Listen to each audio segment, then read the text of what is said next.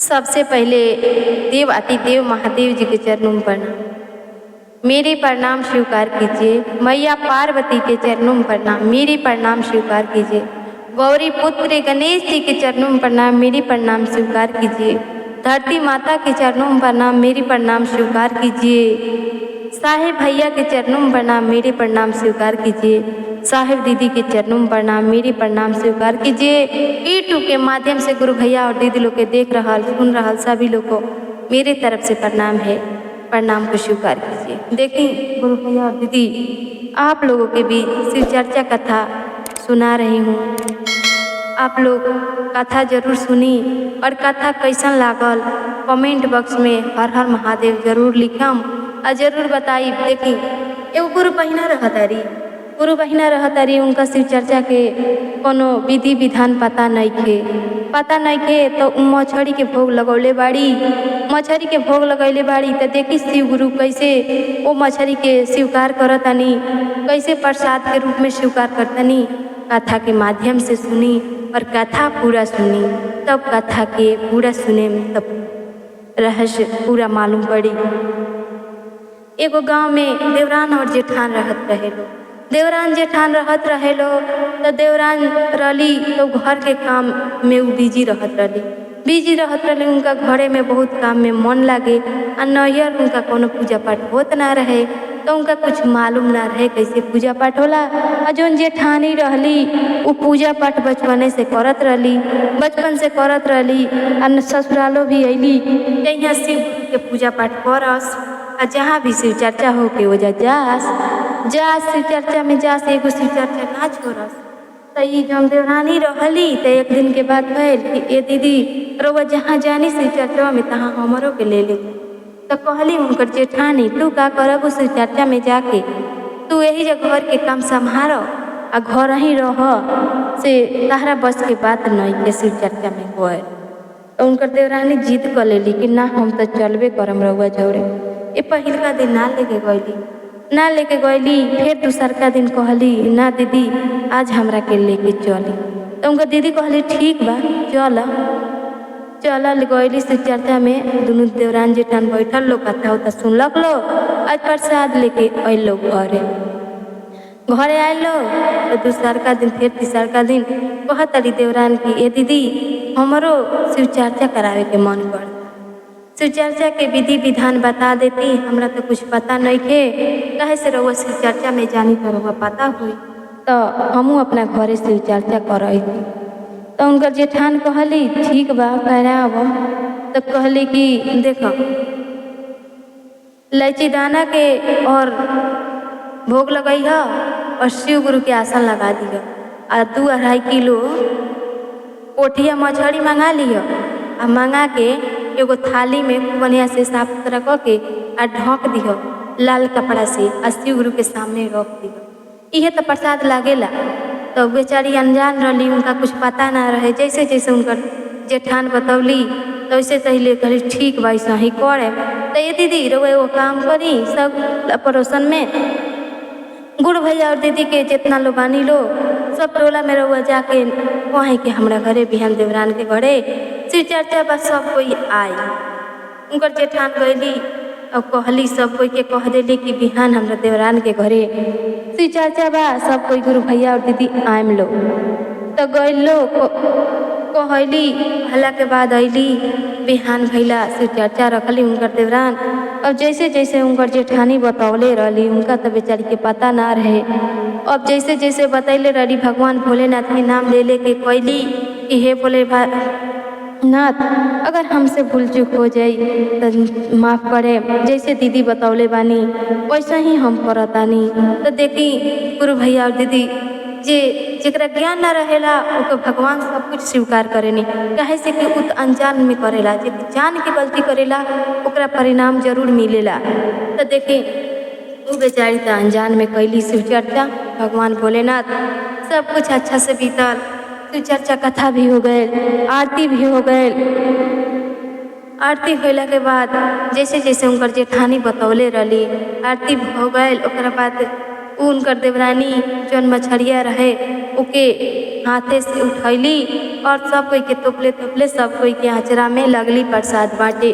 प्रसाद जब बांटे लगली तो उ जौन मछरिया रहे हीरा मोती जोराज के रूप में शिव गुरु के कृपा से उ बदल गए। शिव गुरु स्वीकार कर लेनी काहे से कि उ तो अनजान में कैले रहली, उनका तो मालूम रहे ना देवरानी के कि कैसे कैल जाला कैसे ना कैल जाला। अब जैसे जैसे उनकर जेठानी बतौले रहली वैसे कैले रहली तो जो प्रसाद रहे वो हीरा मोती के रूप में बदल गए रहे। भगवान भोलेनाथ उनकर स्वीकार कैले रहनी, पूजा स्वीकार कैले रहनी आ अनजान रहली। तो सब कोई कहे लागल गुरु भैया और दीदी देखी ना एक कुछ खाए के नहीं के फिर भी बेचारी गरीब बिया देखी सोना चांदी के प्रसाद बांटतिया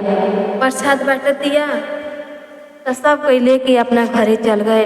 और जौन जेठानी रहली उ तो ओकरा के नीचे दिखावे खातिर शिव गुरु के से सजा देवे खातिर बेचारी बतैले रहली कि कैसे ही आगे बढ़िए, कैसे उनका देख के मन में अच्छा ना लगे जेठानी के कि आगे ना बढ़ पावस ही नीचे ही रहस। तो लेकिन भगवान के नज़र सही रही तो सब सही बा। तो बेचारी जैसे जैसे बतौली वैसे वैसे कैली।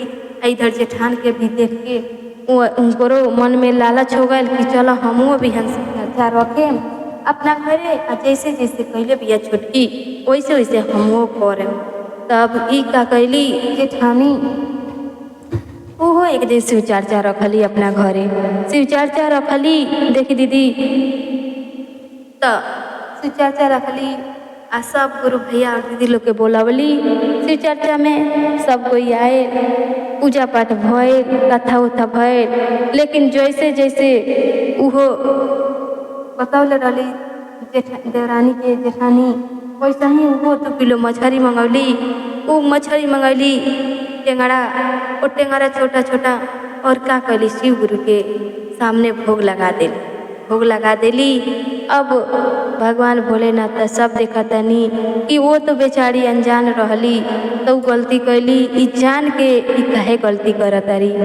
तो भगवान भोलेनाथ शिव गुरु देखी कैसे उनकर परीक्षा लेतानी, कैसे उनका गलती के सजा देतानी। पूरा कथा सुनी दीदी और भैया, कथा मन लगा के सुनी। तो देखी का कहली, पूजा पाठ करे के तैयारी कैली, कथा उथा चालू हो गए, आरती उरती भइल। आरती भइला के बाद का कैली कि जौन प्रसाद रहे तौन लगली उठावे, थाली उठौली। जैसे जेठान थाली उठावा तारी तैसे जैसे मछली के हाथ में डाला तारी थाली में कि प्रसाद अब गुरु भैया और दीदी लोग के बाँटी, तैसे उमें बिच्छू हाडा बिरनी वो मछली में रहे। अवहीं तो पले जैसे हाथ लगाओ ताड़ी बस थोड़े देर में बेहोश होके गिर गईली। जेठानी गिर गईली तो सब लोग लागल काहे गिर गईली लागल लोग देखे और पूछे कि काहे गिर गईली ह, कैसे गिर गईली ह, इनकी का हो गए। तो सब कोई जाके देखे लागल कि काहे गिर गईली। जाके जैसे देखा तालो उनका थाली उघार के तुम्हें हाडा बिरनी बिच्छू, तो बिच्छू जन मरले रहे उनका के जेठानी के उसी पर बेहोश हो गली। तो सब लोग आए दादा ई देखा ना ई कौन अनर्थ कर देले बाड़ी। वहीं में 2-4 गो मछली रहे तो देखा था ई मछली के भोग लगौले बाड़ी। यही से तो इनका सजा मिलल है। इनका ऐसे गलती ना करे के चाही, कैसे कि तो शिव चर्चा में जाली। इनका तो पता बा कि शिव चर्चा कैसे होला, कैसे प्रसाद बनेला।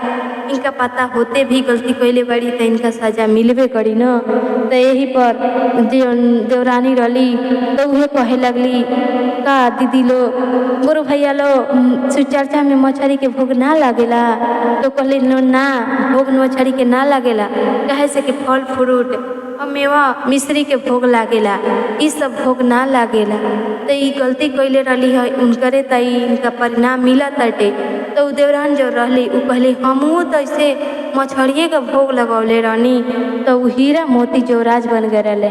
तो भगवान भोलेनाथ के कृपा रहे, तू अनजान रहलू, तहरा कुछ पता ना रहे। सब गुरु भैया और दीदी कहे लागल लो तू अनजान रहलू लेकिन ई जान के गलती कैले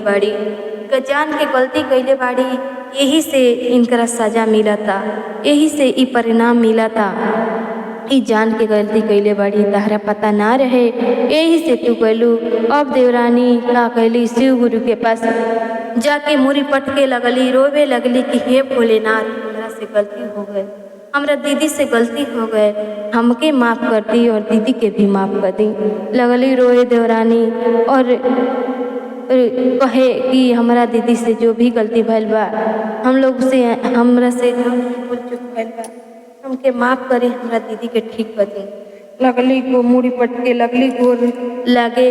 तब देव अतिदेव महादेव जी भोले बाबा कृपा कैनी और उनकरा दीदी के ठीक कैनी और देवरान जेठान दोनों जानी गोर लग लो कि हे भोले बाबा अब से अब केहू के ऐसे गलत ज्ञान ना दे, ऐसे केहू के गलत रास्ता पर चले के ना बोले, ई साजा मिलल बा। तो देखी दीदी और भैया अगर हमके ज्ञान होके तो दी अच्छा से, आ केहू के ज्ञान अच्छा ना होए तो ना दी, कहे से कि गलत ज्ञान के गलत परिणाम ओकरा ना मिलेला, जे बतावेला ओकरा मिलेला। तो यही से कहतानी रउआ लोग से विनती बा कि देखी गुरु भैया और दीदी जितना भी जानी अच्छा भी जो भी बा, भले थोड़ा ही ज्ञान बा तो जो भी ज्ञान बा अच्छा ज्ञान रखी, अच्छा ज्ञान केहू के देम तो अच्छा परिणाम हुई, खराब ज्ञान देम तो खराबे ज्ञान हुई। तो देखी यही से रोल के यही कथा से सीख मिला था कि अगर कोई अनजान व्यक्ति बा ओके सही रास्ता पर सिखाई, सही रास्ता चले के सिखाई। काहे से भगवान इतना सुंदर सुंदर हाथ पैर आँख देले बानी, तो एक ही अच्छा से यूज करी, अच्छा केहू के रास्ता दिखाई, अच्छा चले के भी बताई, अच्छा ज्ञान दी। कहे से कि हम लोगों के भगवान जब भेजले बानी पृथ्वी लोग पर, तो केहू के गलत ना करी, केहू के निंदा ना करी, केहू के जो भी ज्ञान दी अच्छा दी कि ओके विफल होके हमरा बतावला से भी ओके कोनो दिक्कत ना होके। तो चली आप लोगों को कथा कैसन लागल कमेंट बॉक्स में हर हर महादेव जरूर लिखें। और जैसे भोलेनाथ देवरान जेठान पर दया कहनी वैसे सब पे ज्ञान दी और सब पे दया करी। हे भोलेनाथ सुन रहल सभी गुरु भैया और दीदी के जरूर दया करी और जो भी कष्ट में बा उनके दूर करी। हम तो ये भगवान भोलेनाथ से कही ना कि हे भगवान भोलेनाथ जी दुनिया में रउए बनावल बा दुख और सुख, तो सब पे दया करी और सबके ज्ञान दी और सबके सही रास्ता पर चले के सिखाई। तो एक बार प्रेम से बोलिए शंकर भगवान की जय, मैया पार्वती की जय, सच्चे दरबार की जय, हर हर महादेव की जय।